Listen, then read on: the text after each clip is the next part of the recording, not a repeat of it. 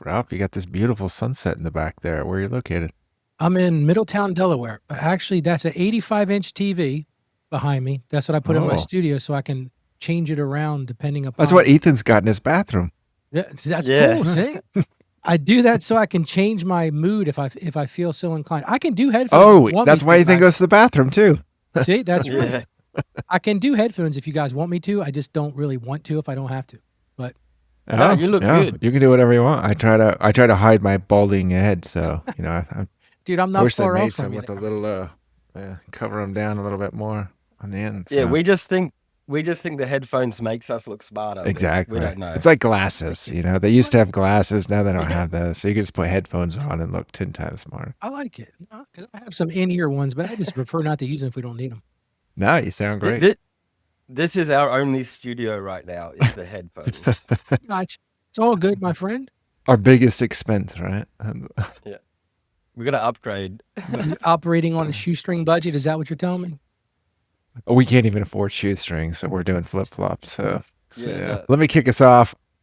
Welcome to the conversation where we unpack the wild, interconnected chaos shaping the world, including the population's decline. Our guest today, Ralph V. Estep Jr., an accomplished accountant, author, and host of Financial Confident Christian, Grit and Growth Business, and Truth Unveiled with Ralph. As the principal of Geo Management Group, Ralph brings decades of expertise in finance, taxation, and technology innovation, from streamlining financial systems to even founding cloud technology ventures. Really appreciate you joining us today, Ralph. Absolutely. I'm looking forward to some fun tonight. I hope it's as fun as I think it's going to be. Oh, it's definitely going to have some fun tonight. So where you're based out of Delaware, right? Yeah, Middletown, Delaware, just south of where Joe Biden, the former president, lives, actually. Oh, nice. I think that's near where Hunter is now, right? Absolutely. And I'm very happy that he's not president anymore. So now we can go on our roads without having everything locked down all the time, because it was like the Joe Jam on a weekly basis. And I'm so happy about that. That's a positive. No, we still see him out in the public. He was at the Wegmans a couple weeks ago, so he still does his little shuffling around. Not as much security detail then. No, there's still a little bit of a footprint, but not as much. It's funny. I don't know if you want to get political, but I don't really know that he needed a big political or a big security footprint in the first place, but that's maybe for another show. Gotcha. I see. So were you implying that maybe he just needs the ambulance to follow him and not the... It could be. I've known him my whole life. I grew up in Delaware, and Joe's always been a gregarious guy, but he has definitely lost a few steps. I'll say it that way. Yeah. I hope he's given up riding the bicycle, because that looked very dangerous for him. Dude, when I saw that, because we used to have a place down in Rehoboth Beach where his place is. And when I saw that, I'm like, dude, guys, you got to step up the game a little bit. You cannot let the man do that.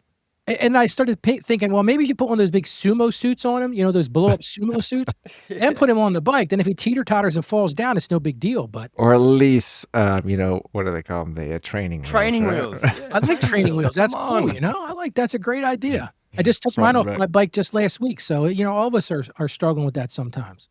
Or give him some kind of cool sidecar for Jill to sit in, and then... I think he should go in the sidecar. So Joe's in the sidecar, Jill's right. She seems to still be pretty agile. So yeah, she seems to be pretty agile. Yeah, we see her quite a bit out and about as well.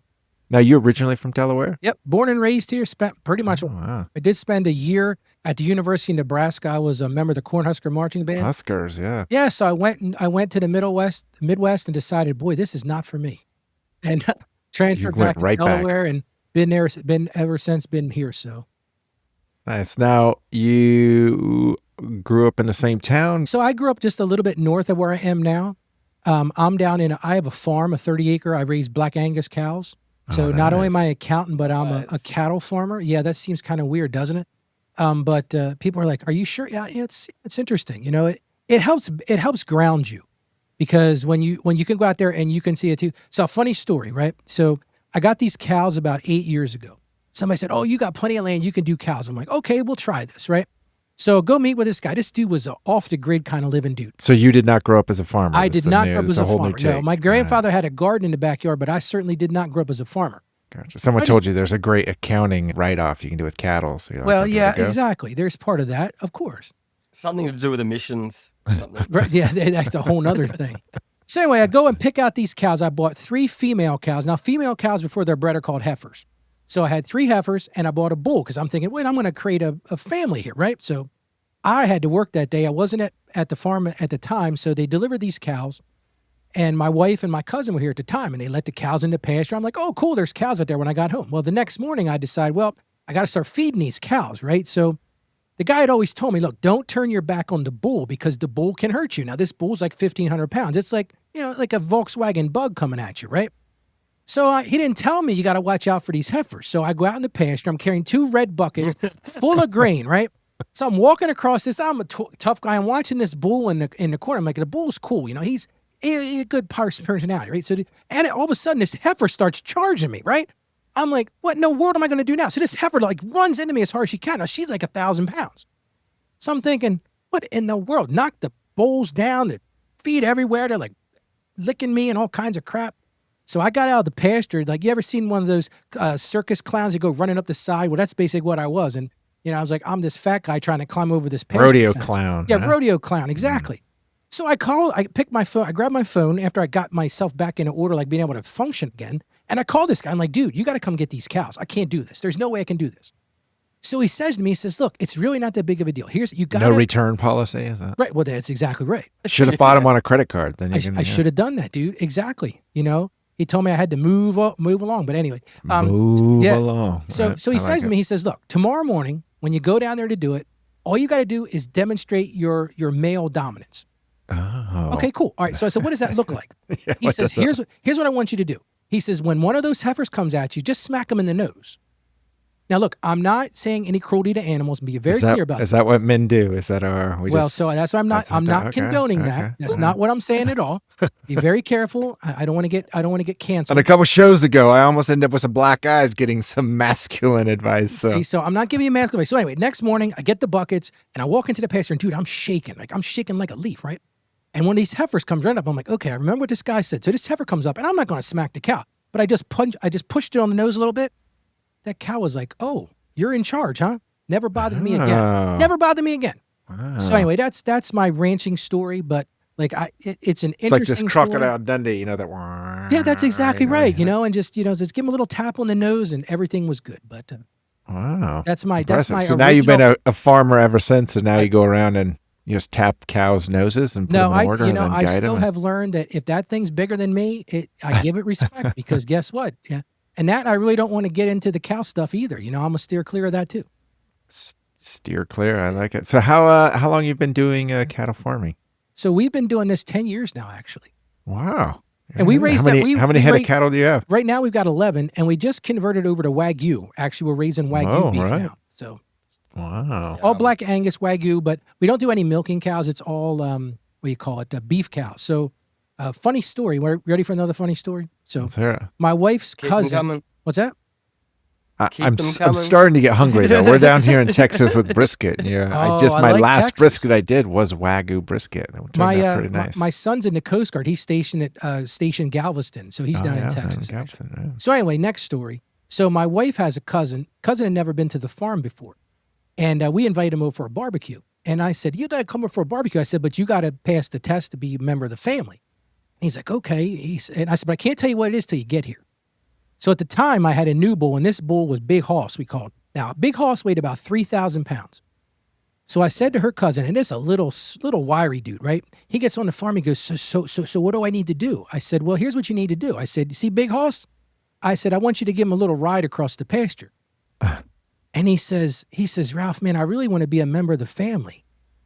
He says, but I don't know about that. I'm like, oh, it's no big deal. I said, just go give him a little pat on the side and you'll be good. And he says, I just don't know if I can do this, Ralph. Well, long story short, he gets out there. He's like, I'm going to do this. I'm like, dude, you don't have to ride the bull. I'm just being funny with But so that was like the family fun story there for a while. He's like, he really thought he was going to have to ride the bull, but.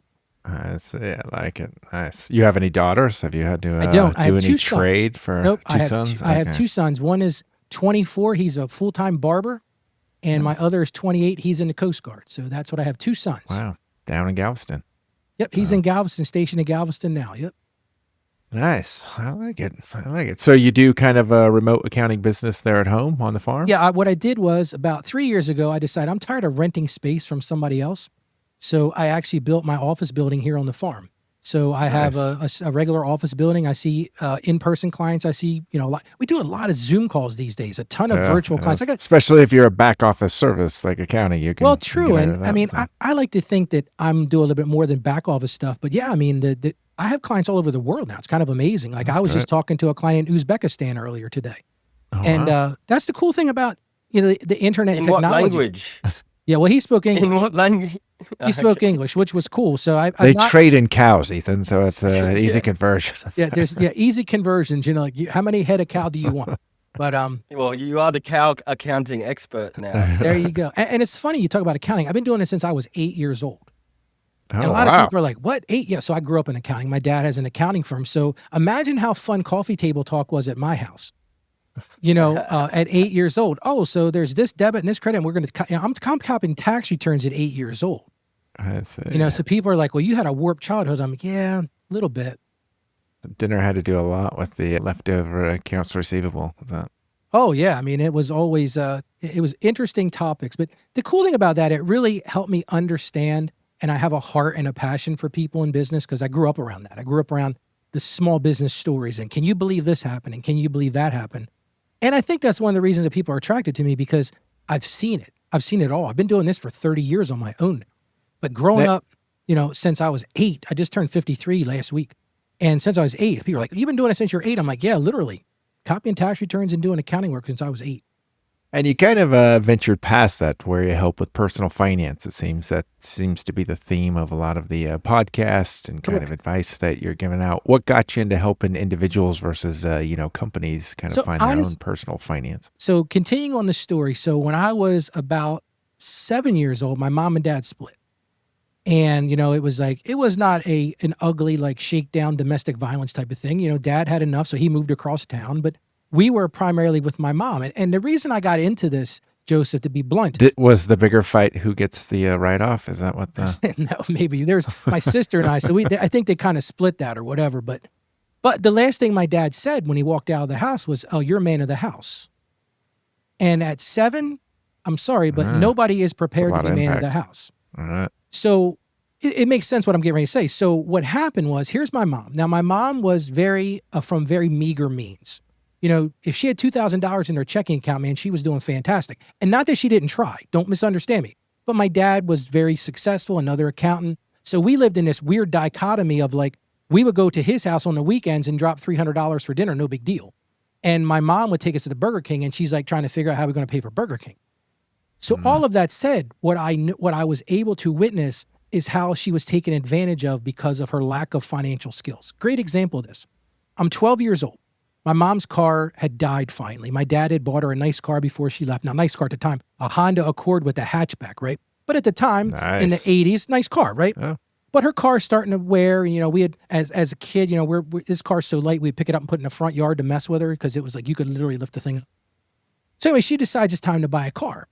And we went to the car dealership, and she picked out this Pontiac Grand Am. I don't know if you remember the Grand Ams. Cool car, right? Nice car. Big. She did pick it. The cool thing about it was, see, my sister and I used to fight who's going to sit in the front seat so we didn't have to go through the hatchback thing and all that. Well, anyway. Right.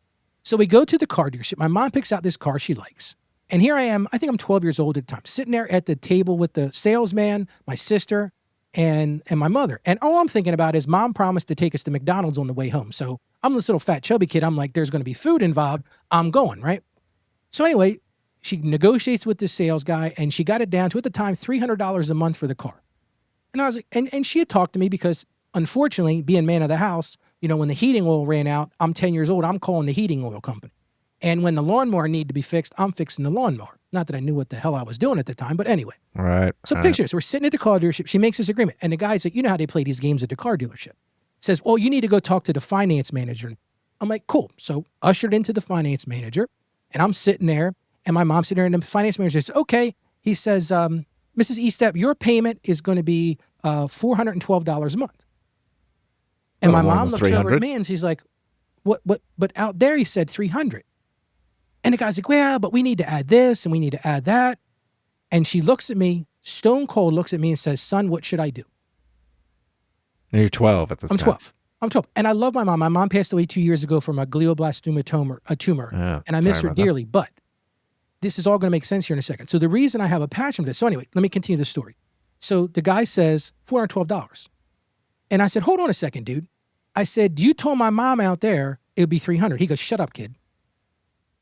And I was like, so part of my heritage is Italian. So you don't disrespect mom and you don't respect the kid. You don't disrespect the kid either. Now I found out through Ancestry I'm only 6%, but I guess I got the good 6%. Gotcha. Anyway, so I say to the finance strong manager, gene. Yeah. What's that?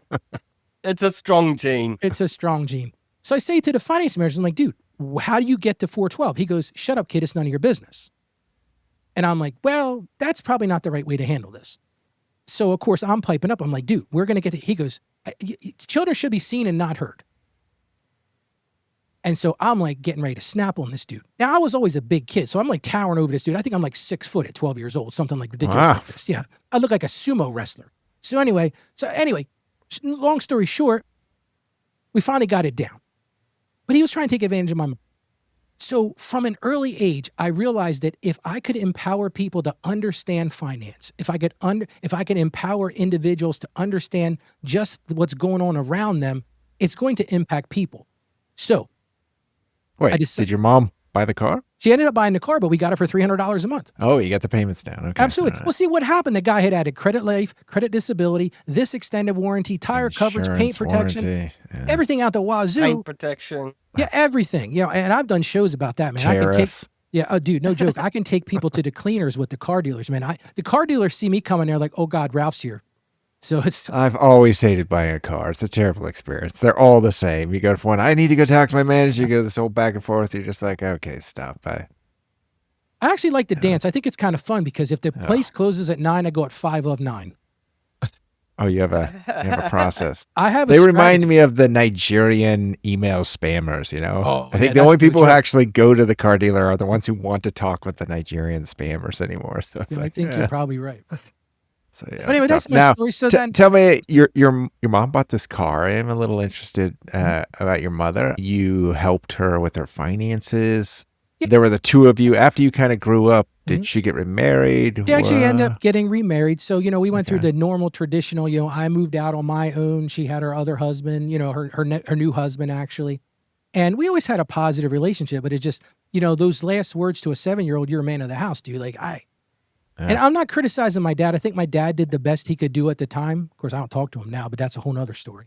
But, I think he did the best he can, but as a kid, like you internalize that. And you see what your mother's going through, and you see that struggle, and you see that, we ran out of heating oil, and what does that look like? And the way people would just take advantage of her because, they could. And so for me, it was like, how do I give back? So 2.5 years ago, my wife and myself and my oldest son decided we're going to go overseas. First trip we ever went overseas. And we decided we're going to go to Germany. And I was hoping you'd say Canada. No, I've been to Canada. I apologize. I should have said I had been to Canada before. So technically, I guess I've been out of the country, but not overseas. I just joke. From Delaware, you'd fly over the Great Lakes. But yeah, go ahead. All right, so you went to... I went to Germany, right? Germany, nice. And so at the time, I really wasn't doing a Munich podcast. Or... I actually went to Munich and we went to Berlin. So I went to Munich, and my son's a big history buff, the one that's in the Coast Guard. And he says, Dad, I want to go to one of the concentration camps. And I'm like, okay, that sounds like a reasonable thing to do. And Germany good. So anyway, so I hadn't really got into the whole podcasting thing. And this was back in November of 23. We went in October of 23. And Joseph, I'll never forget this experience. I was talking to somebody about this earlier today. It's one thing to watch Schindler's List on TV. It's one thing to see the books and all that. It's another thing to stand in a concentration camp. Now, did you go to Poland or? No, we went actually in Munich. We went to, I can't think, it's Dachau, I guess is what it is in Poland. Or not in Poland, but in Germany. And dude, to stand there, it makes you think about like, okay, I've been very blessed my whole life. I've been very successful financially, all these type of things. But I stood there and I said, Ralph, how do you give back? What are you going to do? And it was in that concentration camp when I realized those are people that had no hope. Those are people that, as I looked there, they would tell the stories about there was like a fire line along the sides. And I'm not trying to bring the show down, guys, but it'll It make sense. definitely has gone down, but keep going. No, and I don't mean it that way, but because I know there's supposed to be some very reverence has come over. Our theme is usually population decline. It's kind of depressing. So anyway, I mean, we'll forgive you. You picture this Jewish fellow, and other people were killed in the concentration camps also, but to think that I'm going to run for the fire line because it's better for me to do that than to sit here and waste away. So I'm standing there on this field where all these people had been murdered. And I said, Ralph, what have you done with your sorry self? And that's when I said, I need to give back. So that was the reason I launched the podcast, because I said, I don't do it for money. That's not why I do it. It's more of a passion for me. It's a mission field for me. Ethan and I are solely in it for the money. It just doesn't seem to add up to anything. No, we hate money. You're like the typical podcast starving artist, right? I mean, that's what it is. And trust me, and I got pretty good viewership. I do 3 shows now, but anyway, that's what was the impetus behind it. So I said, and I started off, it was called Ask Ralph when I first started, just more of a business show. And then I said, you know what? My Christian faith is important to me. It's really important to me. And I said, so what are we trying to be as a Christian? We're trying to be financially confident. But so Jesus was a saver, so I could see where it would. Yeah, exactly. And that's the thing. Like, people don't realize the Bible talks about money all over the place. He was a very poor carpenter as a lifestyle. No, but the truth is, the Bible talks about money all over the place. But it's like the third tier, and I know one of the things you want to talk about today is Social Security. But the truth is, money is all over the Bible, and people don't realize. And this is why I do what I do. Trump knows. He's made quite a bit off of it. Oh yeah, I'm a big Trump fan. Watch out, I'm a Trump guy. But anyway, well, he makes money on the Bible, so I see it. We'll agree to disagree on that one. Is that fair? Well, I mean, his actual financial show that he made money on. I got you. Bible. So I know, I got you. I'm not going to disagree with you. But anyway, I try to marry 2 worlds, faith and finance, because the 2 things go hand in hand. Because the truth of the matter is, if you don't have your own house in order, your own financial house in order, you never can help anybody else. So, let's dive back in to your mom, because I definitely get it. You got a passion for that. Did you, your mom got married. Was he somewhat financially stable? I mean, how'd she go through retirement? I don't mean to say this in the wrong way, but your mom sounds like, I think a lot of people can relate to moms.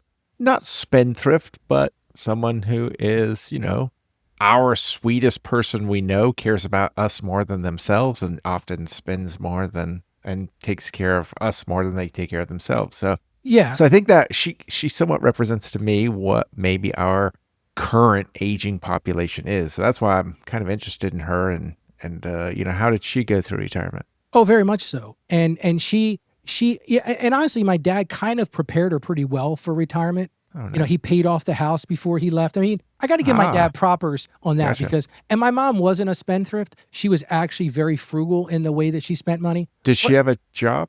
Yeah, she worked. As soon as my dad left, she ended up having to go to work because she needed to make some money. And what'd she do? She was like a secretarial type. She did administrative work. She worked for a bank for a while. Then she worked for the craziest thing. She went to work for the Diocese of Wilmington, the Catholic diocese, and she was the most disrespected person in the place.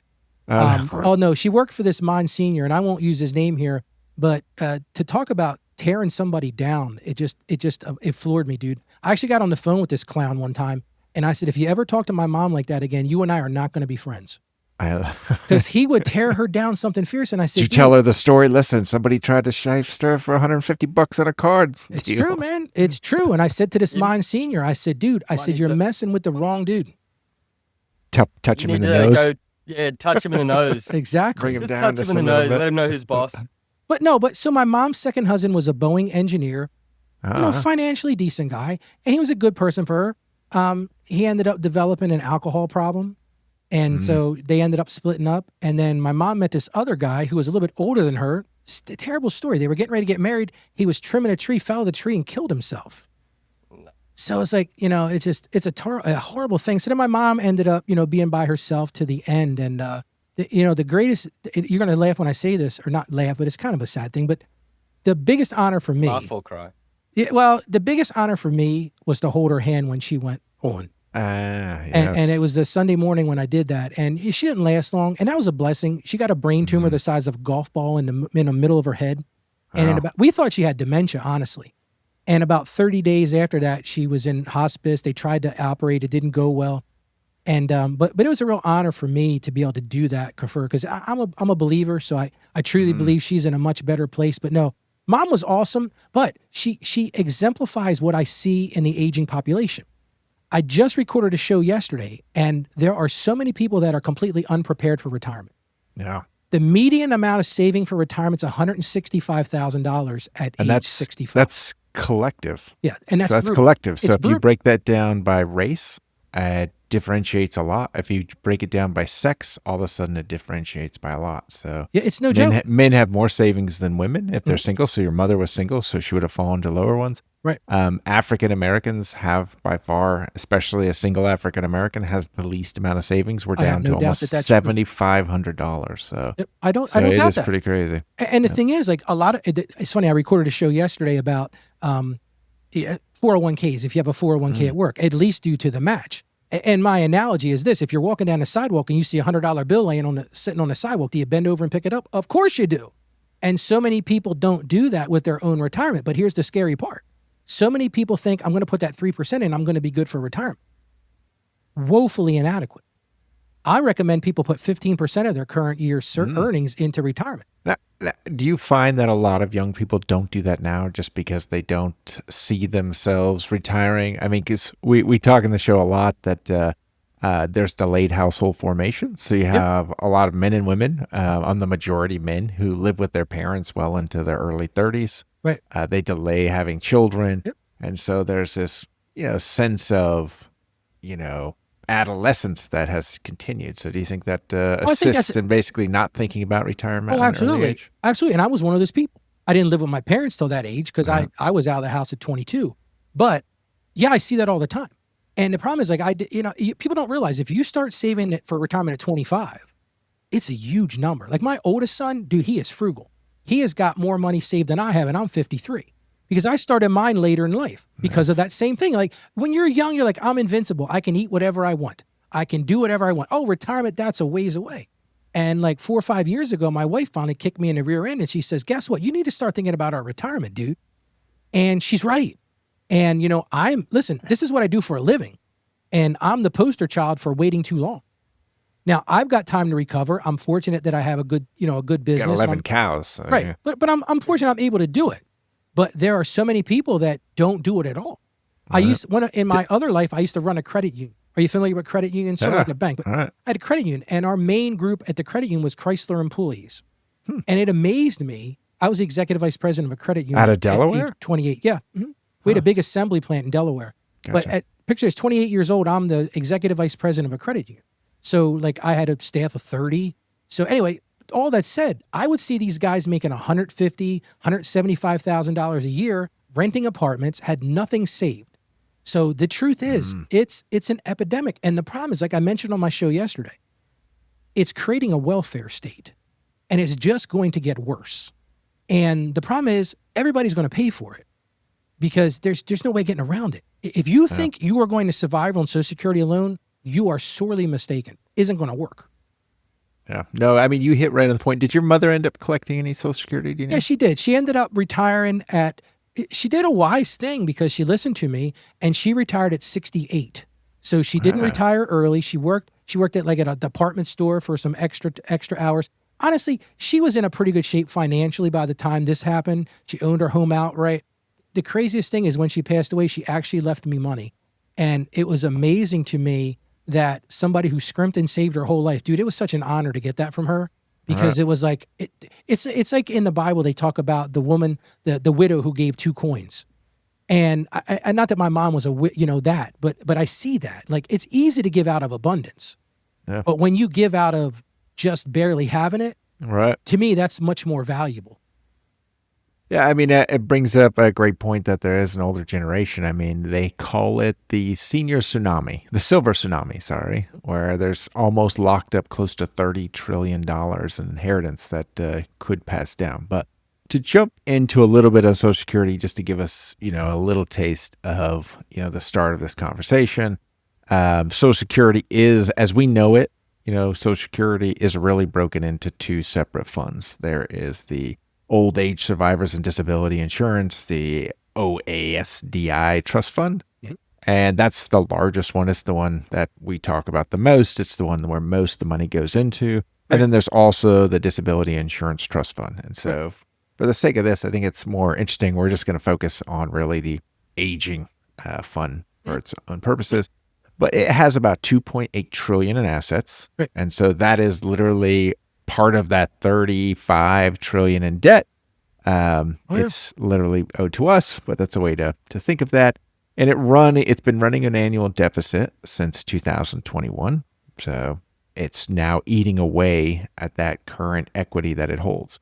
And so it has not hit our annual deficit. So when we see that, this fiscal year, which will end at the end of this month, this fiscal year will run $2 trillion deficit, and none of that is actually Social Security yet. And then there's currently 67 million retirees, and we're talking about by 2030 we'll have about 75 to 80, depending on how everybody lives.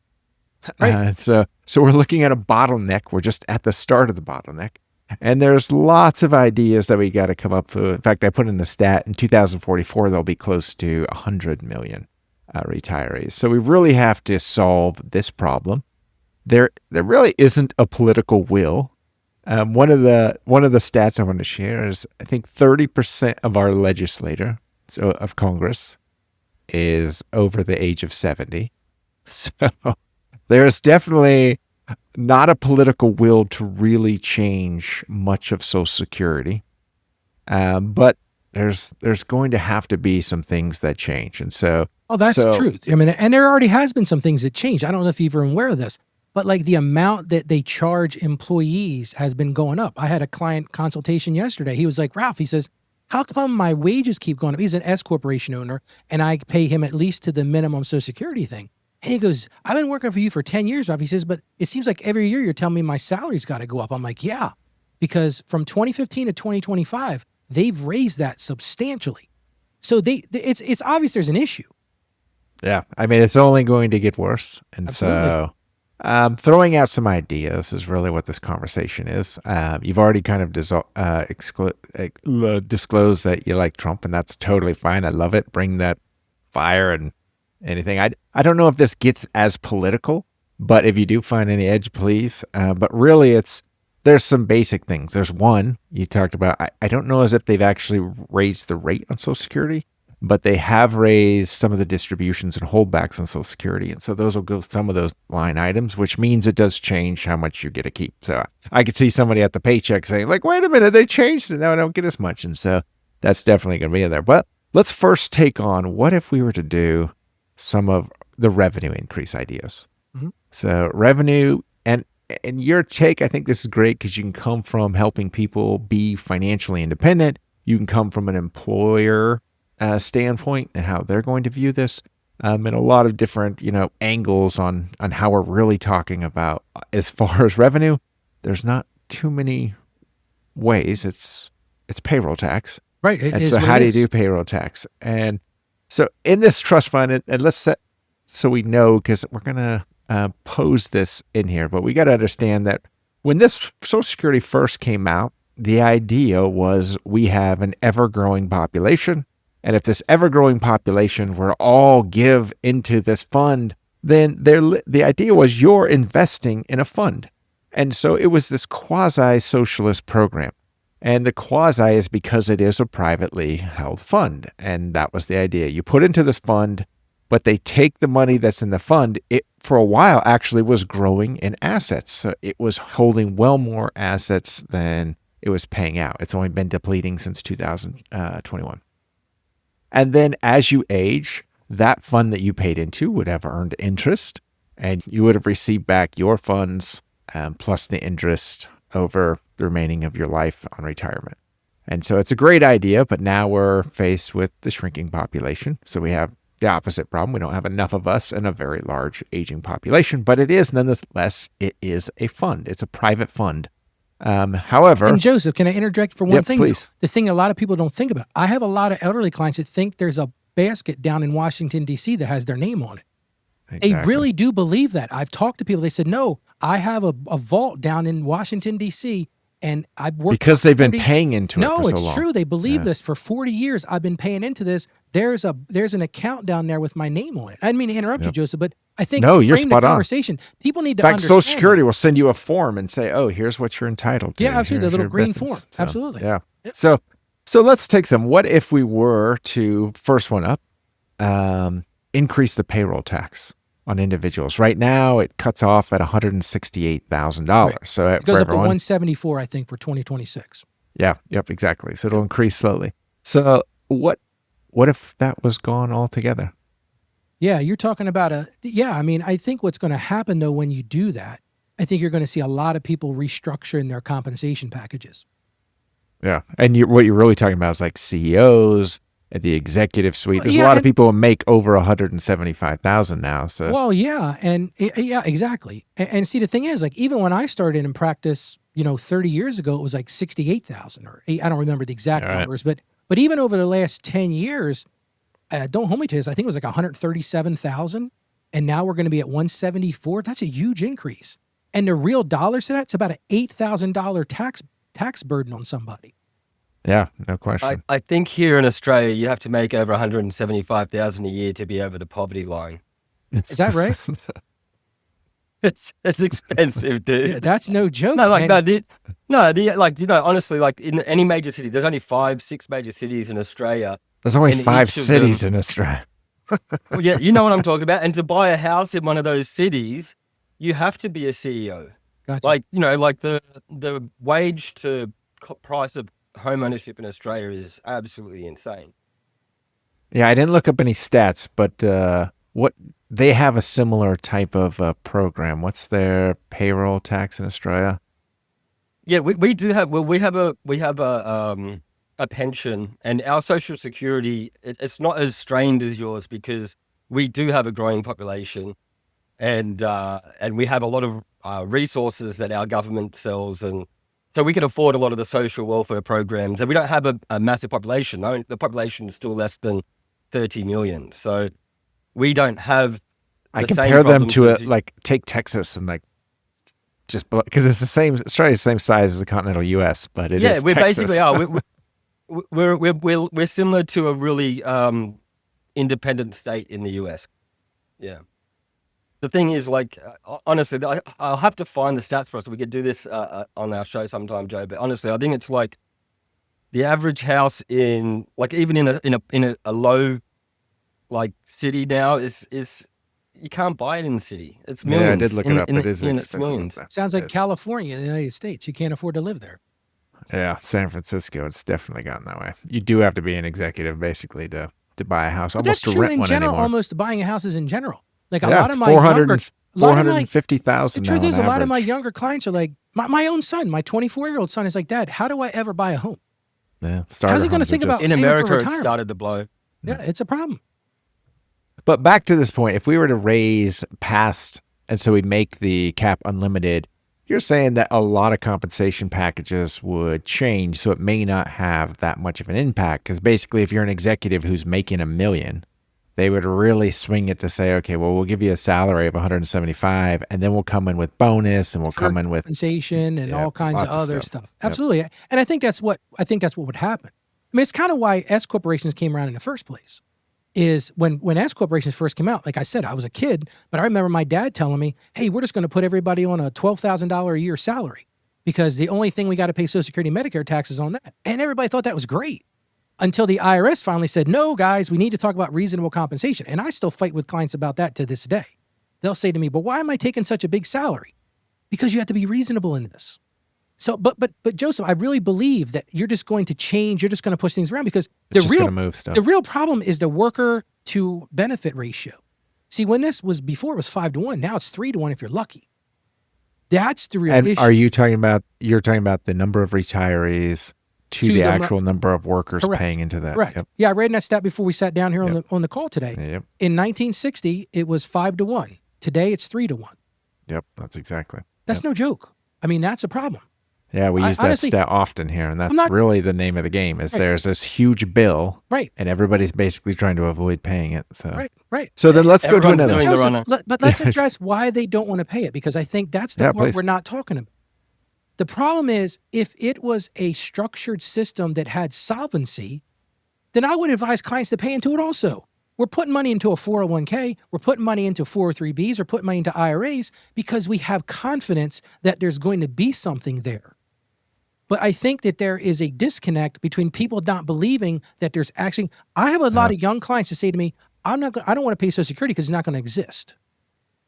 I mean, but you are really exposing a generational idea, right? Because what you're saying is if I'm a young person, if I'm early 30s, which I am not, but Yeah. We if I'm can all early think that, 30s, Joe. We can all exactly. If I'm early 30s and you were telling me, I don't think anyone who's in a younger generation actually believes in Social Security. I do think in older generations, like I've been paying into this, but as I talk to most young people, they're like, no, they just see it as a tax. It's a burden. They really, It's a burden. They're like, I have this tax I have to pay. I'm not going to get anything from it. They don't expect to have anything. They live from past it. It's just a tariff. At that So point. for them, they see this as just paying the elderly tax.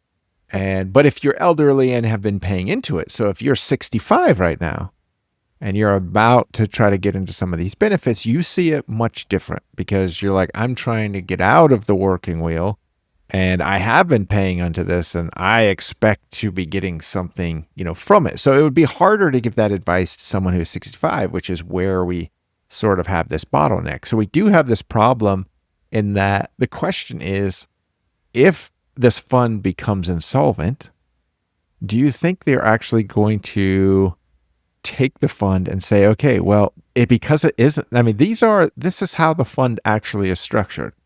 If it is insolvent, it eats all of its assets and then it only distributes what it has remaining. That's never which gonna happen. means That's never going to happen. Exactly. It's never going to happen because you would have Mother Russia bread lines in this country. I'm just saying that's not going to happen. This is a welfare. I hate to say this, and it might offend people, but Social Security is a welfare program at this point. So what if let's take that. What if we just accepted it as welfare and we said, okay, no more. This isn't a fund. Let's get rid of the $2.8 trillion in assets. We're now just going to call this the aging tax for seniors.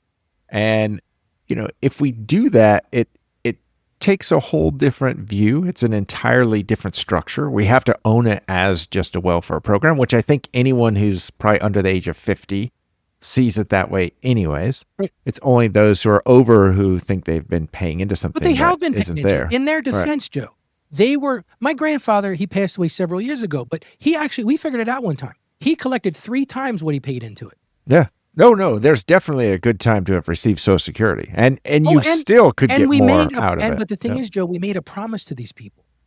So I don't think we should just wash our hands of it and say, no, you get nothing. I think that's ridiculous. I don't think that's the right answer either. And I think you're spot on. I don't think there's a political will to ever be able to do it. That's why I think you can't do it because accepting it as a welfare program is reality. Right. You can't do it. It's not that there's no will. It can't happen. Because I looked at this statistic earlier. 4 in 10 beneficiaries, Social Security is at least half of their income. Yep. 1 in 7, it's 90% of their income. So think about that. If they turn, and you're only talking about an average distribution is less than just shy of $2,000 a month. So right, and that's what I'm saying. So if you turn that off, you're talking about insanity going on in this country. You think things are bad now? Yep. Turn that off. I think a lot of young people, Social Security as like a death insurance, right? Like, so that there's something there in case they don't die in the next 5 or 10 years, right? Like as their last, their last, line if they don't die. Like, so I think like literally they're living for today. Right. They're living in a time. You look at the last 30 years. They don't want to trust the government or anyone else with their money because. Look at what's happened. Look at all the crises we've seen, the artificial manufactured crises as well. And so a lot of them are thinking like, there might only be 5 more years on this planet. What's the point of me putting money into, inflation that I'm not going to be able to get back in, 10, 20 years. I'm just going to take that now and live while I'm alive. And see, that's the rub for me, Ethan, as a Christian finance person. This is where it gets hard for me. Because from a Christian perspective, I have to say, look, we should have compassion for folks. we should be wanting to help people out. If we have abundance, we should help them. So that's where this is such a struggle for me. Because on the one hand, I'm looking at it from a purely accounting, empirical, financial side and say, this program's stupid. But how do we turn, I don't know water to wine and loaves of bread to feed 5,000 people? Here's the truth. I don't think you can fix it for everybody.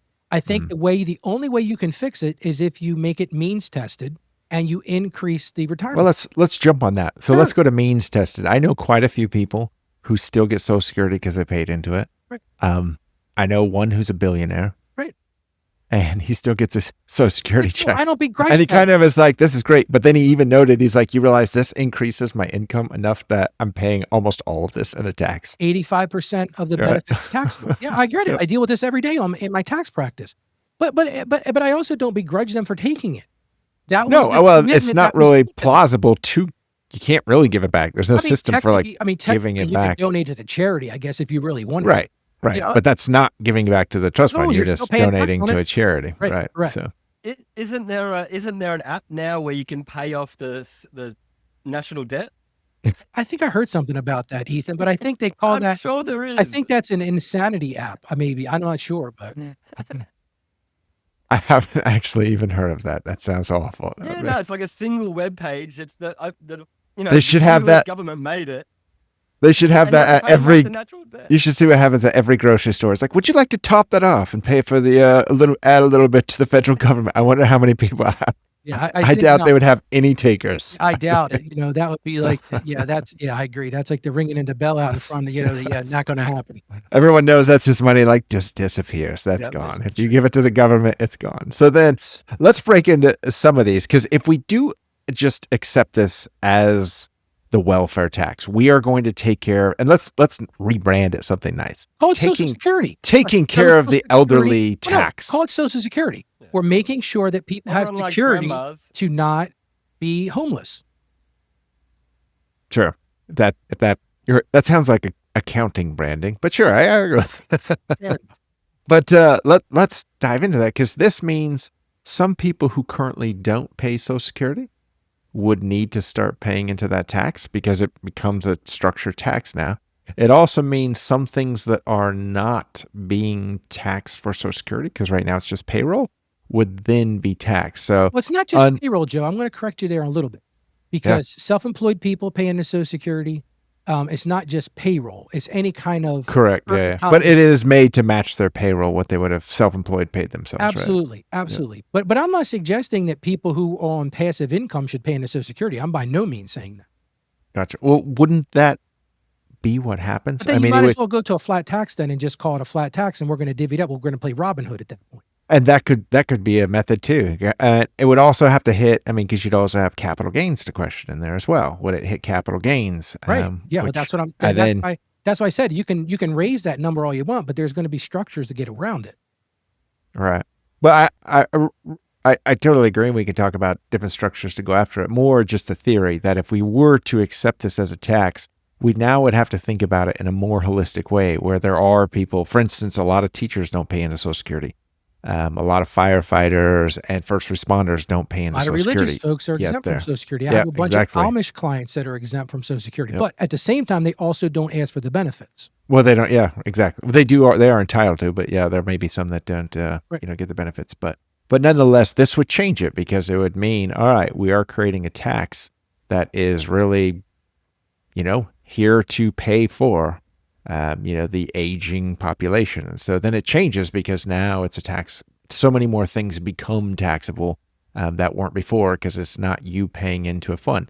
And so it would also have to come into some of your clients where it's more of an emphasis, like you do need to start thinking about saving for the future, because chances are, if we're going to create a tax that is to pay for, I forget your marketing, Social Security aging population, then there's not going to be much for those who are paying it right now. And so they're also going to now have to save for themselves.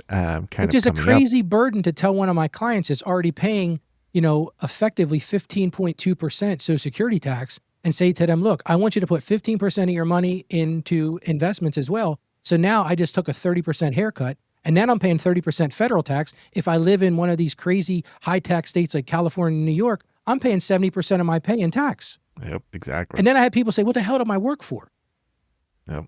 So I mean, you bring up the point. I mean, it's really this balance of compensation, but it comes down to what are called, the COLA adjustments, the cost of living, and, and what they're getting, because there are ways you can play with the cost of living adjustment. Because if you're going to say, okay, retirees, this is now a tax, and we're going to have to figure out how to manage this. And the only way our Congress is going to approve it is if it ends up being somewhat equal, or we agree to all pay for it without it running out. But you're living in fantasy land if you think that's really going to happen. Well, because the government can't manage what they have now. Can you imagine asking them to manage that as a true tax? Are you kidding me, dude? That would be insanity. Look at the debacle that was Obamacare. That's a disaster. Right. Yeah. Unless you want to go full on socialism, but I'm not going to buy. I'm going to buy into that.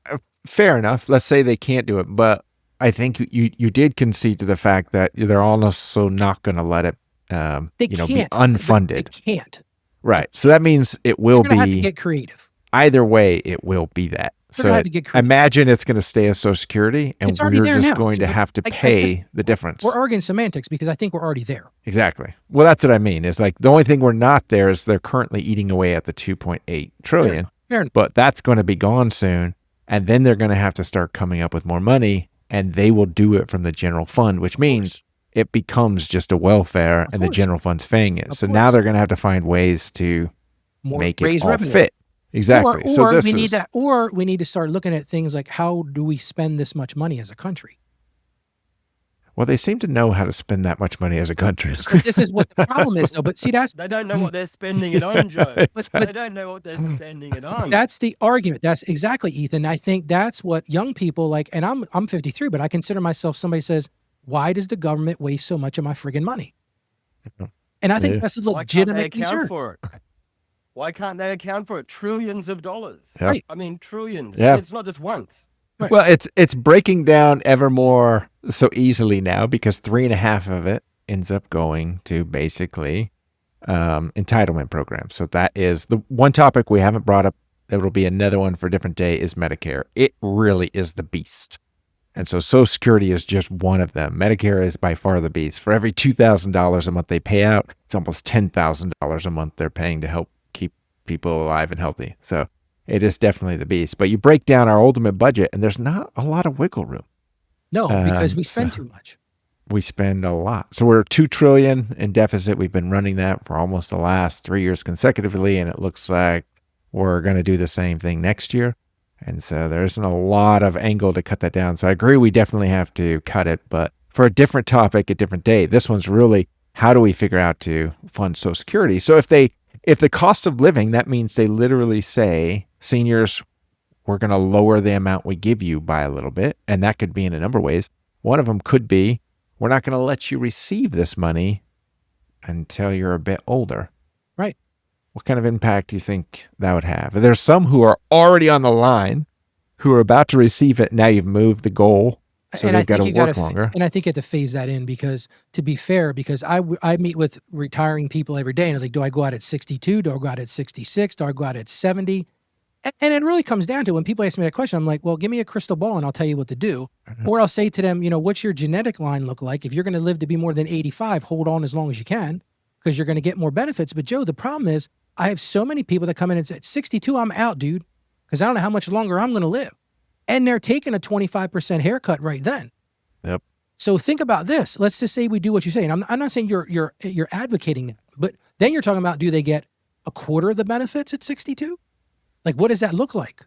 I don't know. I mean, or do you say, and I'm a big proponent of raising the minimum retirement age, because I think it's just a fact of where we are as a people now. We're living longer. It's just a truth. Not all of us, unfortunately. My mom died at 77. Yeah. So I get it. She's actually right in the average age. Yeah. Like, I don't complain about that. Absolutely right. But what I'm saying, though, is like, I think it's realism to say, okay, let's increase that age, because that would have the least impact on the person who feels like they paid into it and they deserve something. If you say to them, look, the earliest retirement age is 72. The other thing that's going to do, in my personal opinion, is going to boost retirement savings, because then people are still going to be working. And if we can get more people to work, they got more time to put stuff into retirement. But right now, you've got this belief that at 62, I'm toast. I'm out of here. Right. They don't realize that at that time, probably 85% of their benefits are going to be taxable, which is a huge sticker shock for so many people come into me to get their taxes. They're like, I owe how much? All I had was Social Security and this pension. I'm like, yeah, and you owe 85% of that in Social Security tax, not, direct dollar tax. All right. So that's an issue. And, so many people are like, one point you hit on that's worth digging in a little bit, because I think you're right. We're going to have to move the age. All these are going to have to be some type of options. But one of them is if they basically take a buyout. So there could be this buyout to go, so at 62, maybe you only get 25%. But what would be, this is a great deal for the government to say, okay, if we can get a whole bunch of people to buy out, we might be able to reduce the benefit. However, what happens if you do buy out at 62, you get 25% and you live to be 85?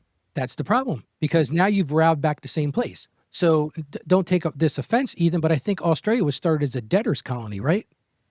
Not to be smart, but no, it's true. They actually, I think it's 3 trillion for their population of 30 million. So it's the same and I don't mean to be, I'm not being funny or disrespectful to people from Australia at all. But what I'm saying is that if you do that, the person that's going to cash out at 62 is going to be broke. And they're going to find themselves right back in the same place, sitting at the bread line or sitting at the government office waiting for more money. And this goes back to a Bush era plan where during that time they proposed an idea where they take Social Security, they break it up to whatever you get, and you could take it and make it private. Privatize Social Security. And I'm not really against that, but the problem is I know working with people don't have the financial regimen to do what they should do. That's the problem. All right. So now we're talking about really who's going to backstop if they go and, basically go sit down at the pokies, which in Australia is the casino slot machines. And they get there like, I just got 70 grand on a payout. And it's gone in a couple of years. The question is, do we as a society, are we still going to foot the bill for the backstop of aiding these people? And if we are, then privatization is probably not the best route to go. No, you're right, Joe, but what's our choice? Right. Well, would our choice be that basically you can't do a buyout? And so now you're forced to basically, you can only get it at 71. But of course, state. It's the nanny state. It's like I ride a motorcycle. In Delaware, I don't have to wear a helmet.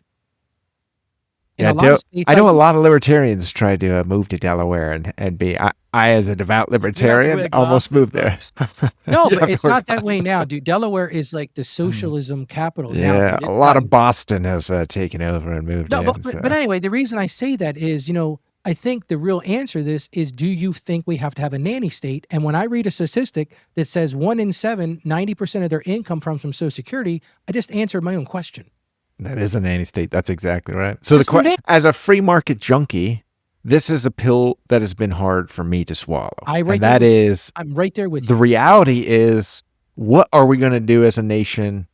Nobody's going to just say, let these old people starve and get unhealthy and just die. There are people that believe that. There are people that would say that. They say, it's too bad for them. I hear people say it all the time. Right. Oh, you didn't save for retirement? Too bad for you. But the reality is, not too bad for you, because state government's picking up all this Medicaid because people aren't prepared. And our legislators are made of aging population who are going to make that decision. And so it's there is no political will. And they're the voting bloc, dude. Those are the people who vote. Right. That's exactly right. So yes, they turn up to vote at the ballots as voters. And they put in office, their constituents are in their age group. And so they are a voting bloc where this isn't going away. So trying to find a solution is really where we are. So that's why the truth is, you're right. We are in a nanny state. We are going to have an aging population. It is a welfare program, and we have to figure out how to manage this on an efficient level. And the idea that there is some kind of fund that people are paying into and it's a great investment is a fallacy. It's just a bull-faced lie that the government has lied to people and said this was a fund that because my wife's aunt just passed away. She honestly thought that she could go to Washington one day and go to the Social Security bank and show her ticket and withdraw her money. She honestly thought that. Well, the little green card says so. Oh, no, it's true. They think this. It is actually one of the biggest pyramid schemes. Absolutely. It was designed that way Now, it was going to be, the airplane scheme where, everybody gets in, the last person pays out because the population keeps growing. But as it shrunk, the entire world has this problem. Oh, yeah. So this is not just an American problem. This is all Japan, every nation is now facing this and having to grapple with it. Italy will be one of the ones. Italy's a great test case because their median age is so much higher than everyone else. We're all watching Italy to see, how are you going to deal with this? So right now, if you're an American, it could actually be a great place to go and take $20,000 so you can buy a house in Italy. A lot of retirees might end up in Italy. There's lots of options in that regard as kind of things move around. But to get serious, Joe, I think if you want my honest professional opinion, the way you fix this is you increase the retirement age, you don't privatize it, and unfortunately, a lot of people aren't going to like what I'm fixing to say. My grandfather used to say that, fixing. That's a good Southern term. I like it. What I'm fixing to say is that you may have to get to the point where if your income's over a certain amount, you collect less benefits. Yeah. So a means test. Yeah. I hate to say that. And the means test is regressive. It rubs me the wrong way because I'm a little bit of a libertarian too. It rubs me the wrong way. Which means a tax you've been paying into you're not going to get. But correct. That is a reality. I think everyone under 50 has already faced that. It's a reality. I don't think I'm going to ever get any part of Social Security. It's not the I actually think I will get some Social Security. Gotcha. Because I think it has to remain. Because 1 in 7 people, it's 90% of their income. I don't know. You've got 11 cows. They've got to have a cow test. Okay, do you have 2 cows? Okay, you can get a little bit. But 11 you understand cows. What I'm saying, Joe, in all sincerity, we have to do something. Right. But I think we have to make some just acceptance that this is a social welfare program. Some ideas that have been posted out there. We're going to have to increase the age. I think that's an absolute no-brainer. We're going to have to do a means test for benefits. So just because you paid into it, there's going to have to be some means test. So maybe you get some, but you don't get all of it. I don't think you can tell people they get nothing. Right. It reminds me of, was it Willy Wonka? You get nothing. No, I don't think that's the right answer. Gotcha. But no, I think you're right. And I think that if people are sincere and honest, they can say, you know what? You're right. I don't want grandma on the street. So but does that mean COLA is probably going to be the hardest one to win. Oh, that's going to be hard. Right. That's going to be a harder one because now you're literally saying people who are only getting $2,000 a month are going to get even less, and it is the cost of living. And so it's putting up. So that one's going to be a much bigger fight. I think age will also be a big fight to get that one there. And I think you have to phase that in over 20 years, honestly. Yeah. I think you'd have to find out. If your age is this now, and they tried to do that a little bit, with the slippery slope of 66 and 66 and a half and 70. I think they've already tried that, but I think it's going to get more aggressive. And then I don't see any other way but us to reach out to more taxes. It's going to come from the general fund. And that could be appropriation tricks. In other words, they take, capital gains and everything. And coming from the venture world, capital gains is the venture's lifeblood. And Joe, I tell clients all the time to not do 1031 exchanges right now because I honestly think long-term capital gains goes away. Going to hit you. Oh, goes away. Yeah. In exchange for income. Yeah, I see. Yeah, I think it's going to be ordinary. So I see. You're going to get away from 20%. You're going to get hit with the 46%. It's going to be ordinary income. I think that's an inevitability. But the problem, Joe, is what you're talking about is increasing the taxes. I think there's a better option. And I think the better option is to look at where our money is this kind of a Phillips curve you're talking about where you tax too much and it reduces the revenue you bring in? I think it's been proven. I think that what do they call that? Voodoo economics, I think, when Ronald Reagan was president. But I think you get to that point where you can tax people to the point they don't want to pay anymore. They don't want to be. Look, I have a hard enough time finding employees because you just don't want to work. Make the tax rate 70%, and how many people aren't going to work then? They're like, the hell with it. I'll live in my parents' basement. That's the problem. So I think there's some point where we have to, as a country, say, why are almost 50% of the U.S. population on some sort of government assistance? So nobody wants to talk about that. Nobody wants to talk about there are able-bodied people that could work who aren't working. Nobody wants to talk about that. And that's the current welfare state. I mean, that's the current, right. So but nobody wants to talk about all these people who claim they're disabled, but they can go play golf. They can go do all kinds of things. They're collecting a disability check. And I'm not judging them. Don't misunderstand me. But we've got to have a tough discussion in this country about what's a fair point of Margaret Thatcher said it best. Socialism works great till people don't want to pay anymore. Yeah, you bring up a good point because one of the topics we left off was the disability insurance fund. And that's just because it was smaller. Right. But it actually won't be, it'll be solvent to 2099. Is that right? I didn't even know that. However, to your point, if we are going to assume that this is a tax, it needs to be thrown in. Absolutely. And so all of its assets need to be used to assist the aging population. And so you're spot on I that. see people around me that are on Social Security disability. I'm like, you can work.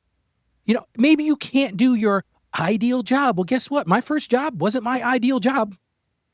It was a job. I had bills to pay. And so I think as a country, we need to come to a realization that we spend too much money. And how can we cut back of that? And honestly, I think one of the easiest things to do is go look at where we're spending our money. Don't get me started on illegal immigrants. How much are we spending on that problem? For a different show. But this depends on which state. It's real easy to say raise more taxes. That's an easy solution. And I'm not criticizing you. I don't know you, Joe. I'm not criticizing you. I get what you're saying. Well, I've got to know you, Ralph. From a practical perspective, you're right. If you have bills, it's no different than your home budget.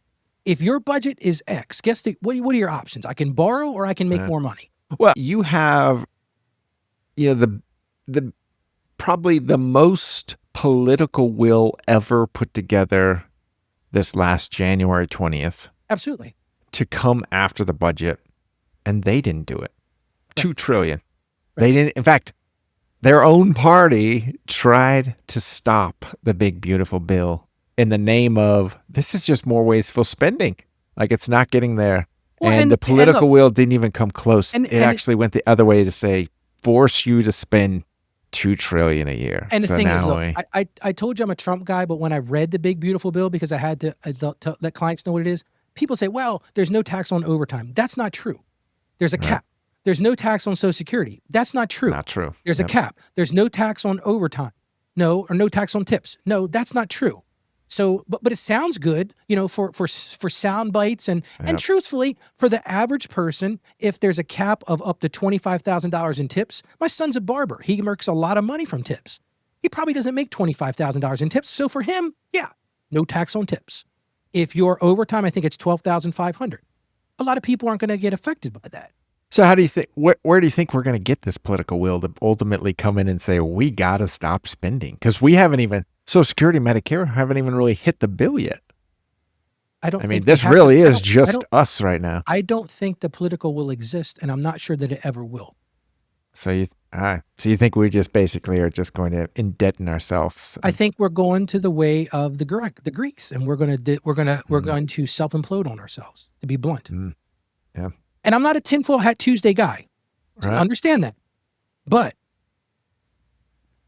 I hate to even say it, but like the only way to fix this is probably another world war.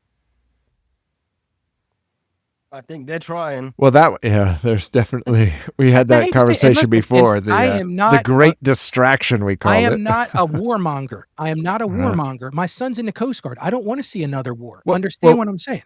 The war argument, because really it's not war, but it would be inflation. So inflation would actually eat the debt in the name of war. So that's really what it would do, is say basically there is no political will. Inflation is going to come at like 10% a year until 37 trillion is like, that's the equivalent of what used to be 4 trillion. I tell clients all the time, we are getting ready to get into a place where our economy is not going to be good. And people are like, oh no, it's good. Trump is doing it. Yeah, I think Trump is doing a good job. Don't misunderstand me. But there's only so much he can do, because at some point you run out of money. But it's not that you run out of money, you run out of people willing to pay it. And because Joe, I have to agree. And pay tax, you mean? That's what I'm saying. Like we have to get to a point where at some point we're going to have to say, look, either we spend less or we raise taxes. What other choice do we have? Right. Well, Ralph, this has been great. Leave us with, you did kind of give us a little lasting advice just a second ago, but leave us with some final words of what you think, 1, the 30-year-olds should be doing now, 2, as a country, what we should be doing for the likes of those similar to your mother. How and what should we do to really prepare ourselves for what's coming? Well, I'll tell you one thing you can do, and I'm going to offer this to everybody who's listening right now. You can get a free copy of my book. I have a book I just wrote called How to Become a Financially Confident Christian. If you go to my website, financiallyconfidentchristian.com/becoming, give me your email address, you download a free copy of my book. is 30 years worth of how to get yourself in financial shape. So that's what I'm going to leave you with. It starts off with getting your own financial house in order, because all the things we talked about are big government issues. The way as an individual we can be empowered is to get our house in order, because when our house is in order, then we're prepared to help the next person. Because until you help yourself, you're never going to be able to help somebody else. So that's my thing. The other thing I will say is compounding is no joke. Start early, even if it's just a little bit. I did a show the other day. If you put $50 into a retirement account at age 25, by the time you turn 65, you got quite a bit of money because of compound. So the earlier you start, the better. And a lot of people get stuck on, well, I'm not making enough money. If you can afford to put $10 a week into a retirement account or $10 a week into a savings account, start there. Because there'll always be something that comes in. There'll always be something else that's going to take your money. For the older people, if you're not retired yet, think about how do you improve your health so that you can work longer, so that you can be more viral, so that you can actually make more money for your retirement. Because the truth is, if you think you're going to live on Social Security, people are lying to you. You're not going to be able to do it. Your medical costs alone are going to decimate you. I see this every day in my practice.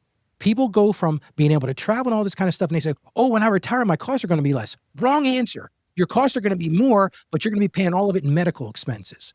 So I don't want to end this on a negative, Joe, because there's a lot of hope here too. Because here's the thing I know about American people. American people have an ingenuity, and we've been in worse shape. There will be a will at some point for somebody to do something about this. But like I said, I think it starts with the individual. The individual needs to get their financial house in order. Once they get their house in order and they start to see like how you really have to live as a budget, you have to live within your means. We need people to say that to the government. Hey, knuckleheads, you need to start living in your means. But the problem is we got most of the population doesn't live in their means. So they have no right to say that to the government because they're not doing it themselves. I love it. I love it, Ralph. And thank you. It's fantastic. If you heard it here, folks, get our politicians, punch them in the nose. And let's get them to ultimately Joe, I did not say to punch the politicians in the nose. Be very clear. I did not say that. But I did say not violence. They need to live by this. But the truth is, they need to live by the same rules that all of us live by. And that if we don't have the money, we either borrow or make more money or spend less. It's really that simple. I love it, Ralph. Thank you so much. Really appreciate it. And we'll talk to y'all later. Thanks, Ralph. You're welcome.